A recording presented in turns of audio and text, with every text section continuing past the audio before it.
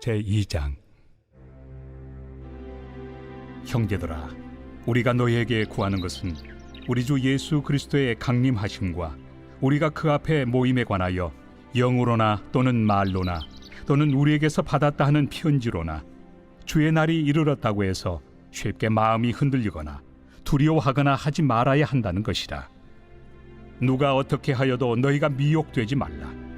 먼저 배교하는 일이 있고 저 불법의 사람 곧 멸망의 아들이 나타나기 전에는 그날이 이르지 아니하리니 그는 대적하는 자라. 신이라고 불리는 모든 것과 숭배함을 받는 것에 대항하여 그 위에 자기를 높이고 하나님의 성전에 앉아 자기를 하나님이라고 내세우느니라. 내가 너희와 함께 있을 때 이 일을 너희에게 말한 것을 기억하지 못하느냐? 너희는 지금 그로 하여금 그의 때에 나타나게 하려 하여 막는 것이 있는 것을 아나니 불법의 비밀이 이미 활동하였으나 지금은 그것을 막는 자가 있어 그 중에서 옮겨질 때까지 하리라. 그때 불법한 자가 나타나리니 주 예수께서 그 입의 기운으로 그를 죽이시고 강림하여 나타나심으로 패하시리라. 악한 자의 나타남은 사탄의 활동을 따라 모든 능력과 표적과 거짓 기적과 불의의 모든 속임으로 멸망하는 자들에게 있으리니 이는 그들이 진리의 사랑을 받지 아니하여 구원함을 받지 못함이라. 이러므로 하나님이 미혹의 역사를 그들에게 보내사 거짓 것을 믿게 하심은 진리를 믿지 않고 불의를 좋아하는 모든 자들로 하여금 심판을 받게 하려 하심이라. 2021년 8월 11일 새벽 하나님의 말씀은 데살로니가 후서 2장 1절부터 12절입니다. 신천지의 정체가 코로나로 인해 세상에 적나라하게 드러나게 되었습니다. 그래서 신천지가 우리의 곁에 더 이상 머물지 않고 사라질 것이라 생각을 해보기도 했습니다.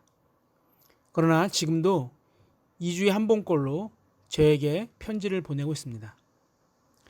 이단은 주님이 오시는 날까지 절대 없어지지 않을 것입니다. 신천지가 없어지면 또 다른 이단이 반드시 나올 것입니다. 이러한 현상은 지금에만 있는 것이 아니었습니다. 오늘 본문을 보면 데살로니가 교회에는 그릇된 재림설로 인해 교회를 어지럽히는 자들이 있었습니다. 2절과 3절입니다. 영으로나 또는 말로나 또는 우리에게서 받았다 하는 편지로나 주의 날이 이르렀다고 해서 쉽게 마음이 흔들리거나 두려워하거나 하지 말아야 한다는 것이라. 누가 어떻게 하여도 너희가 미혹되지 말라. 먼저 배교하는 일이 있고 저 불법의 사람 곧 멸망의 아들이 나타나기 전에는 그날이 이르지 아니하리니. 아멘.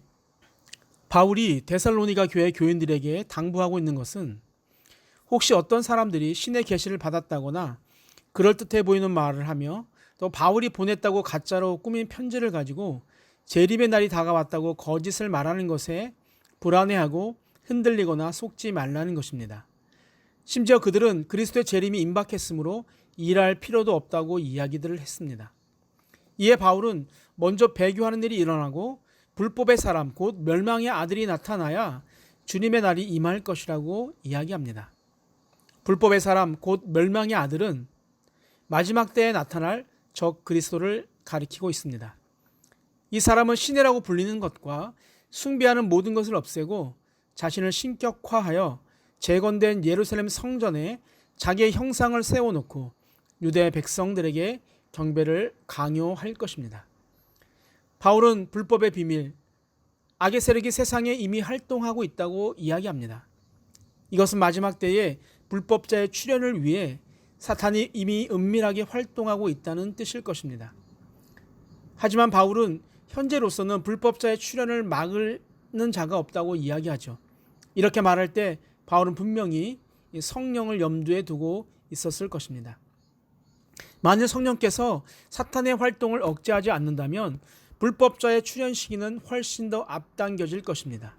그러나 이것은 하나님의 뜻이 아닙니다. 하나님께서 예정하신 자들을 구원하시기까지 인간의 역사는 계속 이어질 것입니다. 하지만 언젠가는 결국 불법자들은 출현할 것이에요.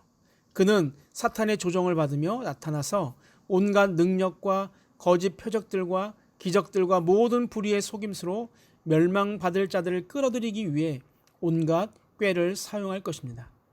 그러나 이때 주 예수께서 영광 중에 재림하셔서 그의 입의 기운으로 그를 죽이실 것입니다.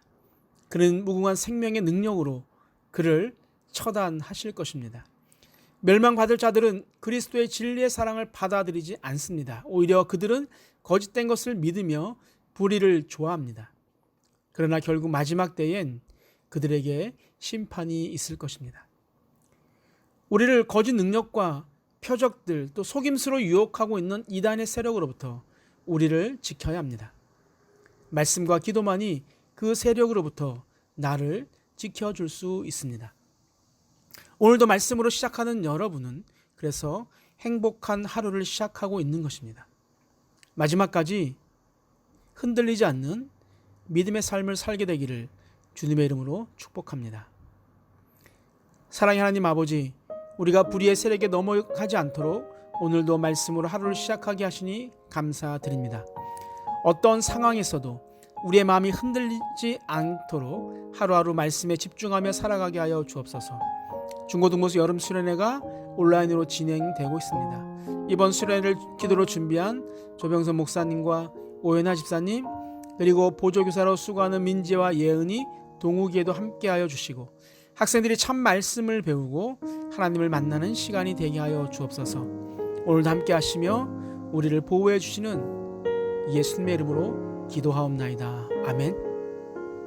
우리 함께 기도하겠습니다. 첫 번째, 올바른 재림관을 갖고 저 그리스도의 출현에 대비하는 삶을 살게 하옵소서. 두 번째, 성령의 능력으로 세상의 유혹을 물리치며 살게 하옵소서. 마지막, 중고등부 여름 수련회 위에 함께 동행하여 주옵소서. 우리 함께 기도하시겠습니다.